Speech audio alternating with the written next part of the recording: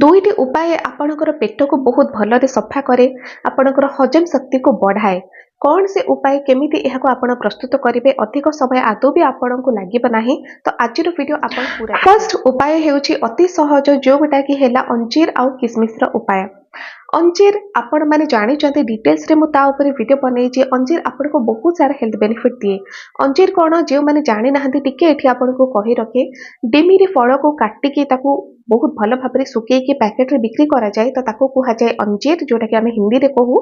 आउ किसमिस तो आपण माने जानी गोटे एमिति ड्राई फ्रूट जोटा कि आपण समस्त बजेट रे पड़े आसीबो। आउ किसमिस खाइबा को बहुत अधिक टेस्टी भी लगे, तार फायदा भी सेमिति बहुत अधिक रही। विशेष कर किसमिस आपणकर पेट को सफा करिवार काम करे, पेट को ठंडा करे, आउ आपणक शरीर रे आयरन रो मात्रा को ठीक रखे, हिमोग्लोबिन आपणकर एथिरे ठीक रहे।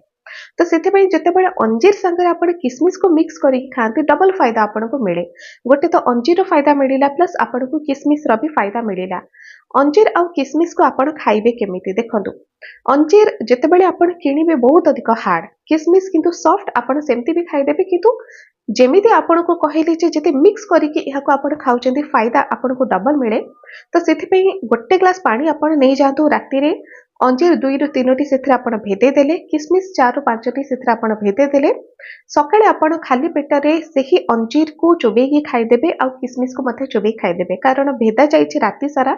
तो अंजीर बहुत अधिक सॉफ्ट हो जाइछि, ताको आराम से आपण खाइदेबे। किसमिस फुली की पूरा अंगूर परी देखा जिबा, ताको आपण खाइदेले। आउ से पानी को मध्य आपण पीदेबे। पानी को केबे भी आपण फोपाड़ीबेनी, कारण राति सारा जेतेबेले अंजीर आउ किसमिस से पानी रे भेदा जाई रहुची, बहुत सारा फायदा तार से पानी रे ही रहुची। तो पानी को आपण माने पीदेले एथिरे आपणकर पेट बहुत भल भाव में सफा हुए, कारण अंजीर रे फाइबर मात्रा बहुत सारा रही। किसमिस रे भी फाइबर बहुत अधिक रही। एटा आपणकर पेट को सफा कला, प्लस दुईटी जाकर काम हेउची आपणकर पेट को ठंडा करबा। ग्रीष्म ऋतु रे आपणको बहुत अधिक काम दे परिबो ए होम रेमेडी। किसमिस रे आयरन रो मात्रा बहुत अधिक थाए, तो एथिरे आपणकर शरीर रे हिमोग्लोबिन लेवल टा ठीक रही, कारण आयरन बहुत अधिक रहुची।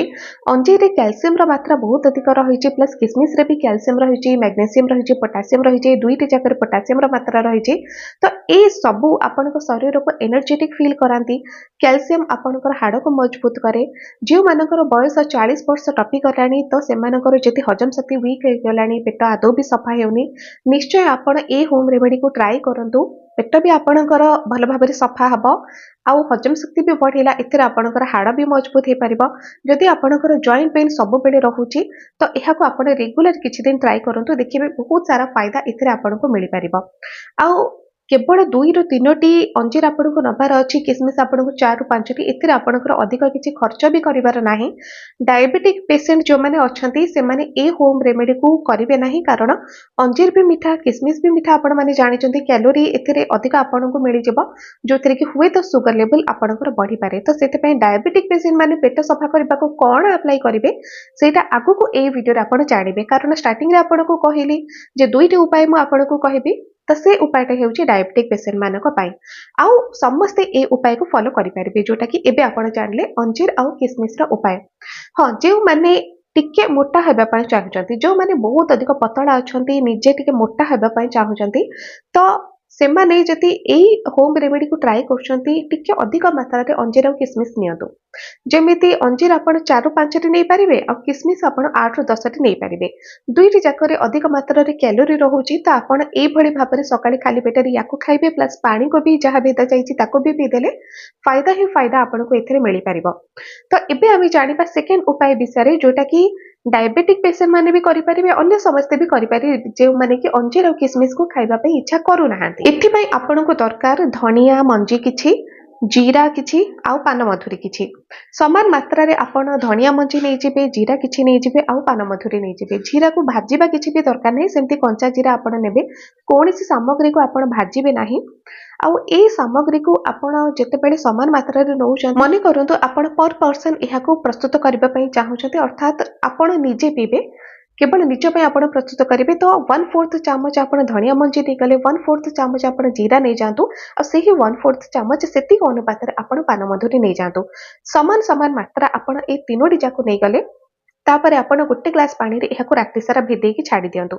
ସକାଳେ ଏହାକୁ ଆପଣ ଫୁଟେଇ ଦିଅନ୍ତୁ, ଅଧା ରହିଯିବା ଯେତେବେଳେ ପାଣି ଛାଣି ନିଅନ୍ତୁ ଆଉ ଉଷୁମ ଥିବା ଅବସ୍ଥାରେ ଖାଲି ପେଟରେ ହିଁ ପିଇ ଦିଅନ୍ତୁ। ଏଇଟା ଆପଣଙ୍କ ପେଟରୁ ଗ୍ୟାସକୁ ବାହାର କରେ, ଆସିଡିଟି କମାଏ, ହଜମ ଶକ୍ତିକୁ ଇମ୍ପ୍ରୁଭ କରେ।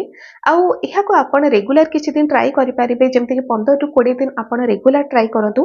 ଯେତେବେଳେ ଆପଣ ଦେଖିଲେ ଯେ ଆପଣଙ୍କର ପେଟ ବହୁତ ଭଲ ଭାବରେ ସଫା ହେଉଛି, ଗ୍ୟାସ୍ ଆସିଡିଟି ଏସବୁ ଆଉ କିଛି ନାହିଁ, ତେବେ କିଛି ଦିନ ପାଇଁ ତାକୁ ଆପଣ ବନ୍ଦ କରିଦେବେ। ପୁଣି ଯଦି ଆପଣଙ୍କର ଦରକାର ହେଉଛି, ପେଟରେ କିଛି ପ୍ରକାରର ସମସ୍ୟା ହେଉଛି, ତ ପୁଣି ଆପଣ ଏହାକୁ କଣ୍ଟିନ୍ୟୁ କିଛି ଦିନ କରନ୍ତୁ, 15ରୁ 20 ଦିନ କଣ୍ଟିନ୍ୟୁ ଆପଣ କରନ୍ତୁ।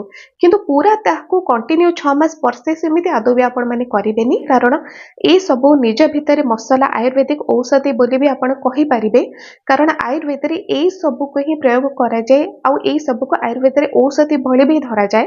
ତ ସେଥିପାଇଁ ଧଣିଆ ହେଉ କିମ୍ବା ଜିରା ହେଉ କିମ୍ବା ପାନମଧୁରୀ ଏସବୁ କେବଳ କଣ୍ଟିନ୍ୟୁ କରିବେ, ଆପଣ 15ରୁ 20 ଦିନ କଣ୍ଟିନ୍ୟୁ କରନ୍ତୁ। ସମସ୍ୟା ଆପଣଙ୍କର କମିଗଲେ କିଛି ଦିନ ବନ୍ଦ କରିଦେବେ। ଯଦି ପୁଣି କେବେ ହୁଏ ପେଟର ସମସ୍ୟା, ତାକୁ ଆପ୍ଲାଏ କରିବେ, ନଚେତ ଆପଣ ବାସ୍ ସେତିକିରୁ ହିଁ ବନ୍ଦ କରିବେ। ଏହାକୁ ସମସ୍ତେ ଟ୍ରାଏ କରିପାରିବେ, ଡାଇବେଟିକ୍ ପେସେଣ୍ଟ ହୁଅନ୍ତୁ କିମ୍ବା ଯିଏ କେହି ବି ହୁଅନ୍ତୁ, ଏହାକୁ ଟ୍ରାଏ କରିପାରିବେ। କିନ୍ତୁ ଯଦି ଆପଣ ଅଞ୍ଜିର ଆଉ କିସମିସର ହୋମ ରେମେଡିକୁ ଟ୍ରାଏ କରୁଛନ୍ତି, ତାକୁ ଆପଣ କରିପାରିବେ, ୟାକୁ କରିବେ ନାହିଁ। ଅର୍ଥାତ୍ ଯେକୌଣସି ଗୋଟିଏକୁ ହିଁ ଆପଣ ରେଗୁଲାର କିଛି ଦିନ କରନ୍ତୁ, ବହୁତ ସାରା ଫାଇଦା ଆପଣଙ୍କୁ ମିଳିପାରିବ।